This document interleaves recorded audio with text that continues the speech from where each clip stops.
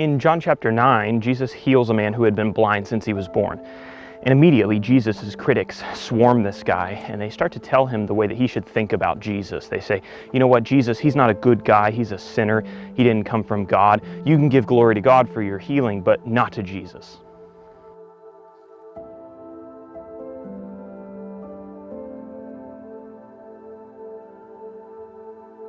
This man would have had some incentive to just do whatever Jesus' critics told him to do, because they were the Jewish religious leaders, and they were threatening to kick anyone out of the synagogue who said anything nice about Jesus. And that, for a Jew, would essentially mean being ostracized from all Jewish religious life and a huge part of their culture. But even under that pressure, to the credit of this man, he told the critics that he didn't know anything about Jesus being a sinner. All he knew was that he was blind and now he could see. The religious leaders, they hadn't done anything for him. Jesus had given him the greatest gift of his life, and so his loyalties were with Jesus.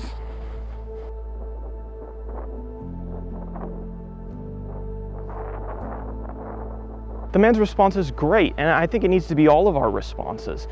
Jesus has done everything for us. He's opened our eyes spiritually. He's given us a way to salvation. He's given us the greatest gift of our lives. Are we really going to give away our loyalty or betray him when someone comes up to us and is critical of what we believe in, someone who's never done anything for us?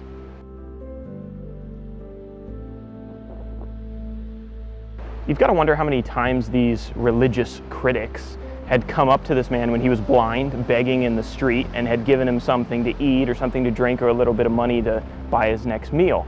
From what we are told about them in the Bible, the answer was they probably never did, or very few times they actually did that. And Jesus had come up to him, had cared about him, had miraculously healed him, and now he's on Jesus' side. And that makes perfect sense.